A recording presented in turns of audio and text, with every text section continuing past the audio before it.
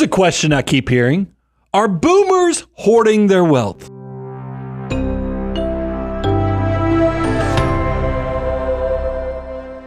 Brian, I am so excited that we get to talk about this because at its root, there is a really interesting thing going on in the world right now. But depending on where you get your information, depending on what media source that you lean into, you might have two very different perspectives of what that issue is. Yeah, what I like is that this is an important topic. Look, it really is a situation where there is a great deal of wealth with the baby boomer generation.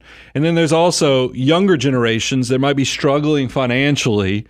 Is there some bridge that needs to occur there? So a very important topic, but we did think it's important to highlight, be careful that you're not manipulated, because look at what happened on this very serious question and then what the press did with it. So there was a tweet that went out, and in response to the tweet, which we'll show you in a second, this article was released. And listen to this headline. Okay, boomer, you're hoarding your nest egg, but your kids need financial help now. When I will be honest, when I read this headline, I had a visceral response. I was like, yeah, boomer, what are you doing?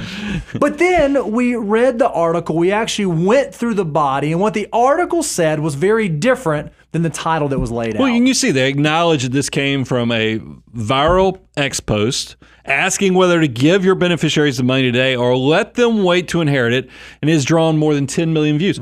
Very important topic. Very important. Now, the rest of the story, before we actually get into the subject matter and give the answers, why don't you share with the actual tweet that started this conversation? This is the tweet that led to this article headline. It said, hey, just wrapped a client meeting. It was a female, 73 and healthy, has 2 adult kids aged 42 and 47, 13-year-old grandson. Plenty of money for her to have a comfortable retirement. The conversation was mostly focused on estate planning and encouraging her to feel okay giving money to her adult kids now. Here's what I said to her. Think about life 20 years from now. You're 93 years old. Your kids are in their 60s and your grandson is 33. Then they'll inherit your money. However, at that time, everyone is fairly settled into who they are and what they will become. Now, compare that with a gift today. Your kids are at a place in their lives where a financial gift can have a trajectory-altering impact. Consider the ripple effects of removing a bit of financial stress from the parents of a 13-year-old. I'll help ensure your needs are met for the rest of your life, but if you see an opportunity to help people who matter to you, seize it. I love that, Brian. I think that's incredibly well said. No, you can tell. Adam, fellow financial planner, obviously doing good work out there, trying to help people have these hard life decisions. This is an important one. We spend a lot of content talking about how hard the messy middle is. And for those of you who don't know, the messy middle is when you're typically in your late 20s all the way up to your early 40s, where you're short on time, you're short on money, because let's face it, you've got a marriage, you've got kids, you've got job responsibilities. There's a lot going on that makes life really hard. Meanwhile, if you're a parent, and maybe you are coming into the later parts, you're no longer working, you're retired, and you're starting to analyze and look at your assets and go, man, there's a lot here. Should I help my children and my adult children make life a little bit easier? I love the way Adam had this conversation in the tweet. Don't love the headline that it created in the discussion, but we want to kind of jump in and give our own thoughts on how you navigate this hard decision well. Yeah, it's not uncommon. A lot of very astute, sound financial decision makers find themselves in a place, and Brian, I'm gonna steal one of your lines here. There's a difference in being a miser and being a maximizer, and a lot of financial mutants lose track of that. Well, here's what we really, really love about this tweet. At the end of the day, we really want you to enjoy your money while you're still around. The idea is not for most folks to save up all this money and then when you leave this earth, you leave it to the generations behind you. There is some balance between enjoying the fruits of your labor while you are here, but also making sure that you don't enjoy them so much that you run out prematurely. Yeah, I also like that this is a good indicator or an example of being a healthy financial support for your loved ones. Not the economic outpatient care that you remember in Millionaire Next Door, when they talk about traits of successful people, one of the key traits is making sure your adult children aren't so needy to your financial life that they never stand on their own 2 feet and they actually become an obligation to you and they actually hurt your financial life. So we like to jump in and talk about how do you do this right? Because in a lot of ways, we want our children. We always love our children. We want them to be the best versions of themselves, but we also want to share our success. So how do we kind of bring these things together where everybody comes out on the other side in a healthy way? Yeah, we think that when you're thinking through this, like how do I help them? What are the right ways to think about this? There are really 2 questions that you ought to triage right at the very front. On the forefront of your thinking ought to be these 2 questions. Number 1, can I help? We'll dive into like what that means. How do you assess can I help? And number 2, what's the best way to help? Because frankly, there are a number of different ways, and your kids are different people at different stages in your life. It looks very different when your children are 18 versus when your children are 48. By the time your kids get into their 40s, there's likely a chance they've already become the people that they will be. So you have to triage and assess what is the best way for me to help where they are in their current journey. So let's jump into these 2 major questions. Can I help? Now look, in the tweet example that we just showed, obviously they've got a financial planner, they've stress tested their retirement plan, they're very comfortable, going to have plenty of resources. So the answer is a solid yes. Yep. However, I will tell you, I have dealt with the other side of this equation, where I can even remember a case where I had a windfall client. They had worked in education their whole life, but because where their family land was, a big windfall of money came their way, and it should have set them up forever. Yep. But I remember I had to do some tough love because the adult children, because she had multiple children, were picking her apart. I mean, to the point of buying bedroom furniture for their houses, to the point of when they were trying to go on the next vacation, they were asking their mother for all these things. And when you think about, hey, and I know what these adult children were thinking, hey, mom just came into all this money. She's set. She can help me out. But when you have 3 or 4 kids, and every adult child is asking mom to do these different behaviors, you can quickly see that, yes, mom came into a windfall, but it is breaking the system. And I had to put a stop to it to kind of make sure that she didn't sink herself. So, Bo, we talk about this all the time.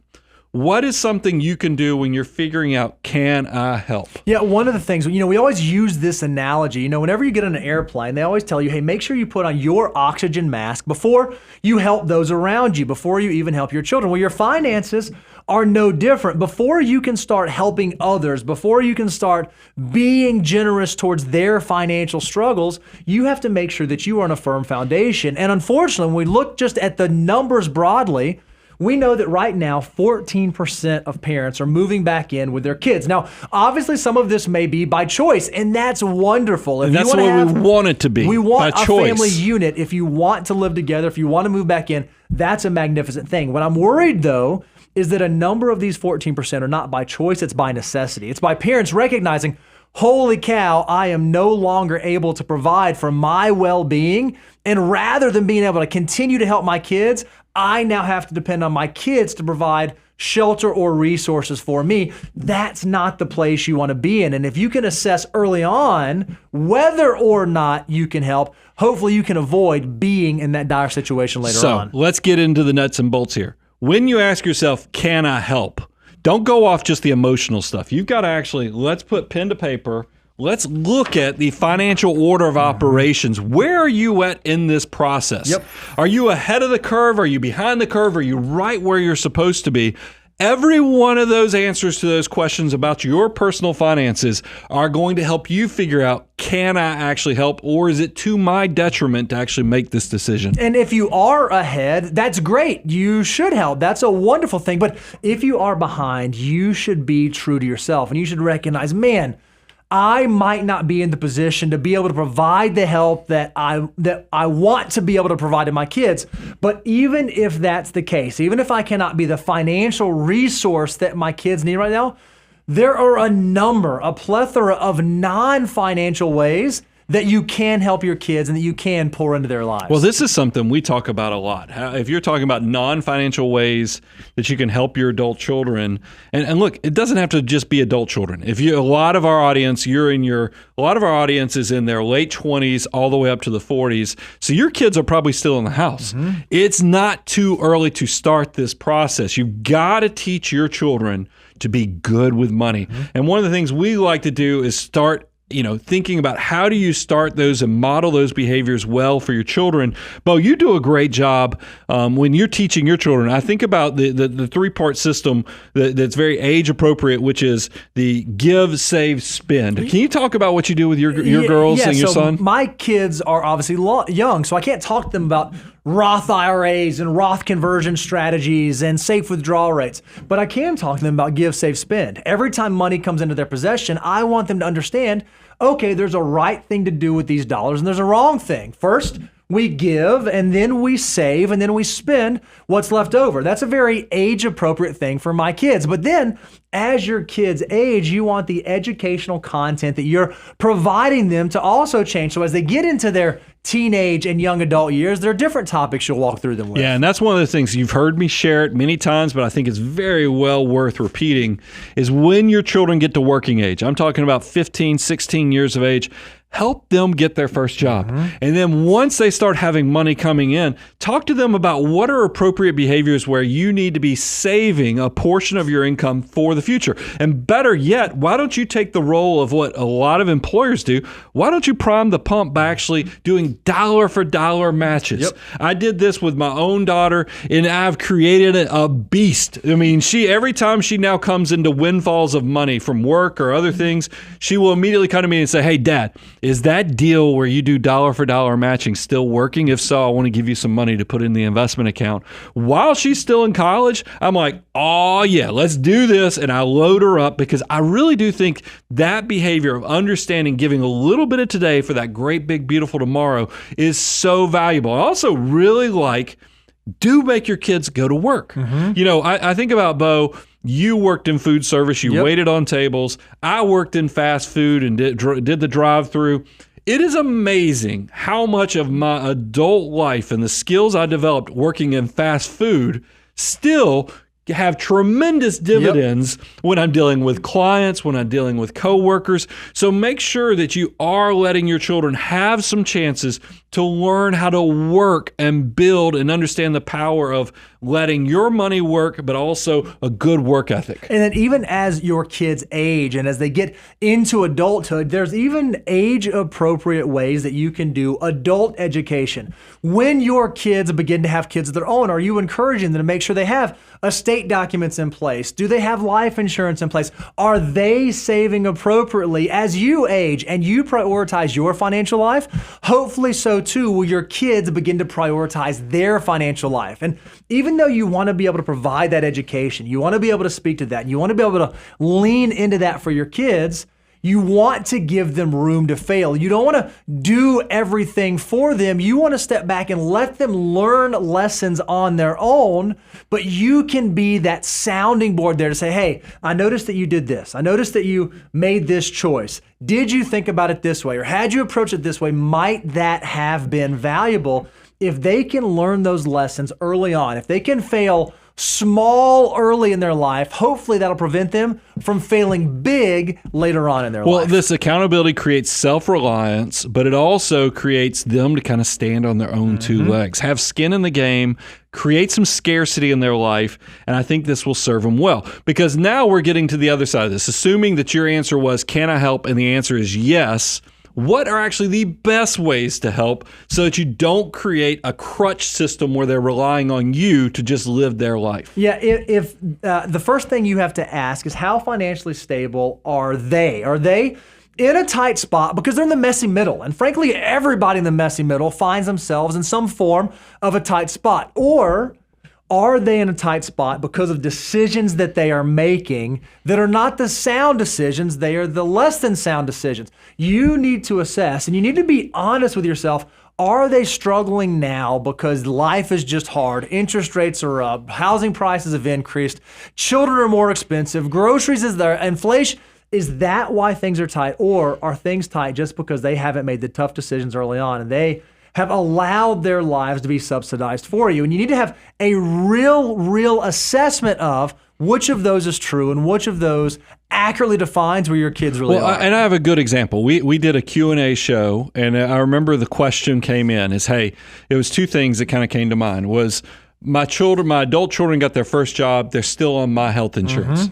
Well, that might make sense from a financial standpoint because, look, if you're already a family plan, they have younger siblings, it doesn't change your premium, but it might create some savings opportunities for them. I completely get that because with the laws now allow adult children to stay on your health insurance until age 26, might be a financial opportunity. Same thing. Think about your mobile plans or car insurance and things like that. Great. There might be financial opportunities, but that is going to be a little different than self-reliance. But with all that shared, I want you as the parent, and I don't want you to get too nosy, but you should pay attention to what are these opportunities creating in dividends from your children, and have these conversations in some way, in a very tactful way, because you have to be careful because they are now spreading their wings. They're going into independence of adulthood, but you should find out, is this savings that you're creating maybe through the health insurance or the mobile plan or the car insurance, if this savings, is it turning into saving and investments for the future, or is it just being consumed? And I'd start internalizing some of that because you are paying attention to as an adult to see, have my adult children started showing dividends to good behaviors, good adult management of their personal finances. So because if they can be good with a little, they can probably be great with a lot. So as you give them more and more opportunity, but you do need to be paying attention to those dividends. All right, so let's talk about ways that we can help financially, assuming that they are in the situation where it makes sense. We love the idea of helping with one-time expenses, not supplementing lifestyle. We love the idea of, okay, maybe I want to help with education, or I want to help with experiences. I want to be generous there. What I don't want to do is say, oh, hey, you know what? Go buy the new car and I'll cover the car payment. Or, you know what? I'll help with go buy the more expensive house. I'll help with a mortgage. That is different than you recognizing your kids saying, hey, you know what? We're not going to be able to go on a family vacation this year. We're going to make sure that we buckle down. We're going to make sure we tighten the belt. We want to be saving for the future. And you say, hey, you know what? Why don't we all go on a family vacation and I will foot the bill? That's a wonderful way to be generous and create a huge opportunity that does not subsidize lifestyle, but it does create memories that can ultimately blossom over time. Well, and also sometimes there might be opportunities for you to help fund things. Maybe you're not paying for it outright. Sure. But and I'll give two examples. I think about like my daughter's first car. I did a matching contribution, meaning that I will give you whatever you save up for your first car, I'll match it up to this limit because you hear about those horror stories where you have an entrepreneur kid that all of a sudden is buying a Lamborghini because they're cutting so many yards of grass. That's not what situation I ran into, but it is one of those things where it worked. She saved up enough so we could buy a very reasonable used car. She paid for half of it. Maybe that if you age that up, maybe that first house down payment, if you know your children, I know people in my life that parents have seen the good work of their adult children and they said, hey, why don't we offer a $10,000 match on your contribution towards your house down payment? It can be life-changing. And if you see the fruits of good behavior from your children, there's nothing wrong with you helping with those big one-off life decisions. But one of the things you also ought to do is consider the need of your kids and what's actually important to them. Don't decide, hey, I'm going to help my kid, and so I'm going to tell my kid, hey, I'm going to help you with a down payment on your first house, and I found a house that I think you should buy, and it's a great deal, and here it is, and here's your down payment. Well, maybe your child isn't going to stay in that location for 5 to 7 years, or maybe they want to have a family. Maybe there are other things, other areas where they need help. You should have a conversation with them. Open communication is going to be the key. Just because something might have been helpful to you when you were in their situation does not necessarily mean that it will be helpful to them. And the last thing you want to do is offer some form of generosity or offer some form of gift that falls flat, that wasn't actually something that helped them where they needed it. So make sure you have an open line of communication to lean into the areas that are actually truly going to be helpful. Well, and I don't want you to prime the pump so much where you create these opportunities, and this is what you're alluding to, Bo, where they never actually develop the skill set to be able to even maintain it. It's kind of like, if you love this, Bo, because if you think about weightlifting. Oh yeah, let's go. I mean, everybody thinks about the key muscles, but if you do like steroids or other things that might give you big gains very quickly, the problem that nobody ever thinks about is all the tendons, the things that are around it that are holding the structure of these muscles. So you as a parent, with your horsepower, your extra muscle power, you might be able to give your kids some outsized performance or extra muscle, but if they never develop the tendons or the skills to support it all, it falls apart. So if you help your kids buy a house that's way outside of what they should be buying, meaning that they should be buying a starter home, but you gave them 2 steps ahead and put them in a solid middle, raising 4 kids, and now they can't afford the insurance, they can't afford the landscapers or whatever else is going on in that neighborhood. You might have created a problem. So make sure you're not letting them get bigger than the structure of what their financial life can support. Dynamite analogy. Would not guess you're going to pull steroids out on this. I like that. That was not in the show content meeting. That was good. All right, so let's talk about the other side of the equation. Let's talk about maybe, and I don't want to say more delicate because neither of these is more delicate than the other, but this is a hard one. What if you're the child? What if you are someone who is in the messy middle, or you are at a stage where life is hard and you are struggling right now, and you do happen to know that your parents are in a financial situation where they are on sound financial footing. And you've come to this realization, okay, I know that life will be okay one day because mom and dad have done great, but man, it's gonna, if they're gonna live a ripe, long life, and I'm gonna inherit all this money 30 years from now. Man, I don't know if it would really help me. It would be life-changing, it'd be trajectory altering if maybe I had some of that help now as opposed to later. How do you do that well? Because that one can be real dicey. Be careful. Yep. This is the first thing. We'll get into some actual tips here, but I do want to tell you to be careful because I think it's a part of the human condition. We're all somewhat selfish. Oh, yeah. So you might be in a situation to where you think that, hey, this is a no-brainer for mom and dad to help me. I'll just bring up my concerns, my wishes, and they should help me. Just make sure that you just be careful because this money is it's a taboo subject and it's hard. And, once it comes out of your mouth, you don't get to get it back. That's right. So that's why this is definitely a measure twice, cut once before you even go down this path. And I would challenge you to really make sure your heart, make sure your mindset and your perspective on this situation is actually going to be heard the way you think it's going to be heard, because this could be very challenging. So let's talk about some what to do's and what not to do's. Here's the first what to do. Clearly communicate that there is a struggle present. Explain to your parents, hey, here's what's going on. Man, I really, the school system we're in is not wonderful, and there's a great school, but we just can't quite get the tuition together, but we really want that to be the education. That clearly communicate that there is a need, and that need is actually a need and not a want, and that there's a goal behind why you're trying to achieve that thing. If you can clearly paint the picture for them, it will seem less like it's this emotional, visceral thing where you're just trying to get into their back pocket. And I think if they actually see it's something that you need and not something that you want, the parents are going to clue into that. They're going to recognize that it is a legitimate concern. Well, and the second thing we put was provide a solution. Now, what we mean by that, this is not meaning your parents are the solution with their money. Write me this check. There's a solution. It means that you, as part of this, because think about any good presentation. If you're going to have a hat in hand moment to where you're the adult child coming to your parents humbly asking for their help, you don't want to seem like you're asking just for what it potentially is, a straight up handout. Money, yeah. You need to show them that this is a win-win scenario, meaning that you are part of the solution. And I'll give you an example on this. In the book, Millionaire Mission, I shared that as soon as I got into my adult life, I think a lot of people fall into this, is that all my adult decisions added up much more than I could have ever realized. When you start paying your first apartment, even with roommates, you start paying your first apartment, you get your first car payment to get you to your job that's actually going to be your wealth building engine. And then you got your lifestyle choices that you have to figure out, how often am I going out to eat with my friends? How often am I taking my girlfriend out to eat? How often, all these things, groceries and how we're splitting up. adult life kicked my butt, and I ran up some credit card debt, and I'm not proud that this happened, to the point that I just couldn't make the math work.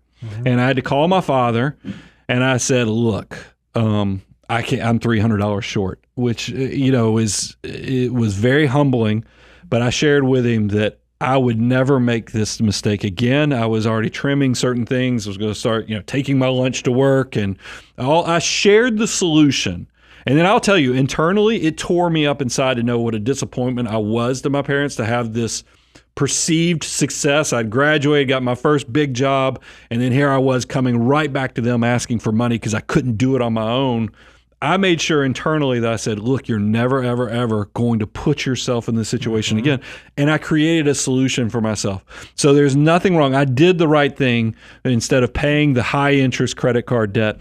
But you got to make sure that you're providing a solution so that this doesn't look like you're just asking for a handout and you're going to just keep repeating this cycle over and over in an unhealthy way. The other thing you have to do is mentally prepare yourself. When you go and ask someone a yes or no question, you need to be prepared that if the answer is not what you were anticipating, you need to make sure, are my parents actually willing to do this? You can lay out your struggle and you can lay out the solution. You can lay all this out, but at the end of the day, it's their money and they get to choose if they help or not. And if their answer is no, you need to be okay with that. You need to recognize that it's their choice to make. You cannot storm in there and begin demanding, Mom and Dad, I need this help. You got to do this. You got to do this. That's going to create friction in the relationship that you do not want. And they may say, hey, we'd love to help, but we can't. You have to respect that. And you have to be comfortable with their no being a no, or else it's going to lead to a very negative and bad place. And let me save some relationships here. You don't know their full picture either. That's right. Is because I think about, and this is a childhood story, but I remember I wanted a go-kart so bad when I was a kid. And I knew my dad made $40,000 a year. And I had done the math, and I was like, why is my dad not buying me a go-kart? What a He jerk, can afford right? 20 or 30 go-karts, Yep. But what I was doing, what I call go-kart math, rightly named.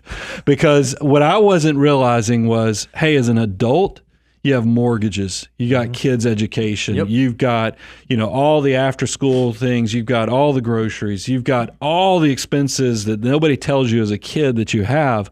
If your parents tell you no, I want you, because for the sake of the relationship, just know there must be more going on than you realize. Because maybe if you have siblings, there's already stuff going on there, or maybe they're not in as good a financial situation as you might have been led to believe. You've seen that, Bo, in your own life, all the time, where you thought some things were going to be funded a certain way, and then you find out, hey, parents just didn't have the money. That's right. So don't make false assumptions, and be careful, because you don't want to ruin the more powerful overall relationship. So that's what to do. Let's talk about what not to do. These are big. Make sure you don't create this as a transactional thing. Hey, Mom and Dad, I need this, so you should give me this. And it's a transaction.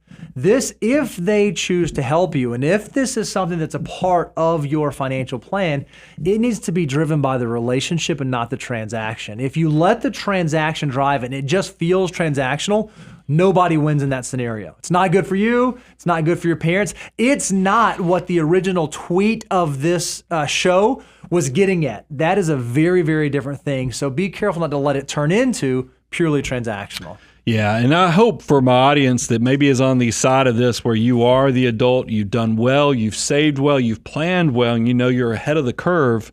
I hope you will kind of look at your life and say, hey, how can I use this as a blessing now? Because what is great, and I love this was from the original tweet, is that if you can make memories with your children now, if you can help them out with maybe some of those educational goals or some of those other struggles that they're having at this moment, versus just waiting for 20, 25 years in the future where they're old, you're old, and those assets never got to actually connect and let you actually see the fruit of all your hard work, all your discipline, and all your labor. Let's figure out how we do this in a healthy way. And that's what a good financial planner can do. I love that it was a financial planner that shared this tweet. I love that we're fee-only financial planners, that we get to share this content with you guys, because this is the hard stuff that I do think makes financial planners help. We, in a lot of ways, are the moderators between some of these hard life decisions on how do you navigate the emotional stuff, the relationship stuff, but also get the math and all the analytics stuff that a lot of people just take for granted. How do you get the perfect balance on that? A lot of times it means taking the relationship to the next level. One of the things you have to remember is that money is nothing more than a tool that allows us to achieve our goals. Well, one of the things that you have to do, whether you are the parent, whether you are the person near financial independence, or you are the child who is in the messy middle and is struggling, you need to define your goals. What are the long-term goals? What are the intermediate goals? What are the short-term goals? And how can I use my money? How can I use my resources? How can I make decisions that are moving me towards those goals? And how can I prevent myself from making decisions that are moving me away from those goals? If you can answer those questions and you can figure that out, you have a much higher likelihood of living a more abundant life. Guys, go check out all the free stuff we're loading you up with. Go to moneyguy.com and even moneyguy.com/resources. You're going to see all kind of tools, all kind of free downloads. They're all out there waiting for you to live your best life. Because realize there is so much that goes into wealth building beyond just the money. And we want to help you balance both the mindset, the math. It's all there waiting for you. We're going to keep creating this type of content. I'm your host, Brian Preston, Mr. Bo Hansen, Money Guy team, out.